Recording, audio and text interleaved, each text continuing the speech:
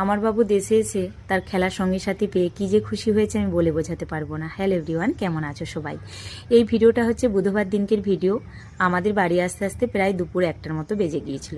আজকে আমাদের বাড়িতে এসেছে আমার মামা শ্বশুর, আমার বড় ননদ আর বড় ননদের নাতনি। তো মামা শ্বশুরকে প্রণাম করে এখন দিদির কাছে আসলাম। দিদি এই যে রান্নাঘরে আছে, এখানে ভাত ডালটা বসিয়ে দিয়েছে দিদি ভাই।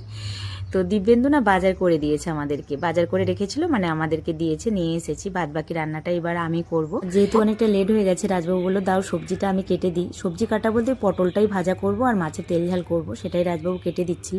আর কালকে সন্ধ্যেবেলা আমি মুম্বাই থেকেই আমাদের এখানে যে ভুসিমাল বাজার দেয় ভাই, তাকে আমি ফোন করে সব বলে দিয়েছিলাম। আজকে সকালে দিয়ে গেছে, বাড়িতে পৌঁছে দিয়ে গেছে। তো এখন এই যে আমি ড্রেসটা চেঞ্জ না করে রান্নাবান্না শুরু করেছি। আসলে আমি যখন আজকে বেরোই বাড়ি থেকে, ভোরবেলা একবার স্নান করে ধোয়া জামা কাপড় পরে এসেছি, তাই ভাবলাম কয়েক ঘন্টা ফ্লাইটে এসেছি, আগে রান্নাবান্নাটা কমপ্লিট করে নিই, যেহেতু অনেকটা লেট হয়ে গেছে। তো মামা শ্বশুরও আছে, খাওয়া দাওয়া করে যাবে। তারপর একবার যেহেতু প্রচণ্ড গরম, আবার তো আমাকে স্নান করতে হবে, তাই আগে রান্নাবান্নাটা কমপ্লিট করে নিলাম। আর দেখো দিদিভাই না তার বাড়ি থেকে দুধও নিয়ে এসেছে। দিদিভাইদের বাড়ির গরুর দুধ খেতে খুব ভালো, দুধটা জানো তো ভীষণ ঘন।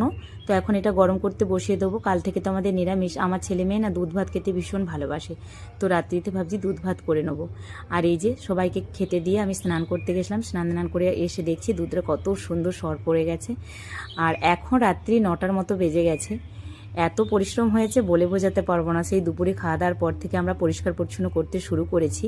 আসলে আজকে সকালে দুজন ভদ্রমহিলা এসেছিলেন, আমার মামা শ্বশুর দাঁড়িয়ে থেকে পরিষ্কার করিয়েছে, তেনারা উপর পরিষ্কার করেছে। বাদ বাকি যে জানালা ধরে ধরে একদম সব কিছু আমাদেরকে যেখানে হাত দিচ্ছি নোংরা, সেগুলো সব পরিষ্কার করতে হলো। দিদি ভাই, আমি, রাজবাবু, সানা, আমরা 4জনে অনেকটা পরিশ্রম করেছি। তবে এখানে একটা কথাই সবাইকে বলতে চাই, যাদের বাড়িতে থাকার মতো কেউ নেই তারা কখনোই দেশে বাড়ি ঘর করে রেখে যাবে না, ছোট ওই 2 কামরাই বাড়ি করবে।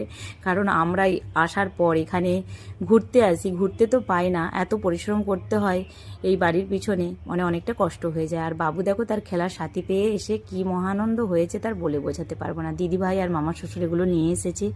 যাই হোক, আজকে আসি, টাটা।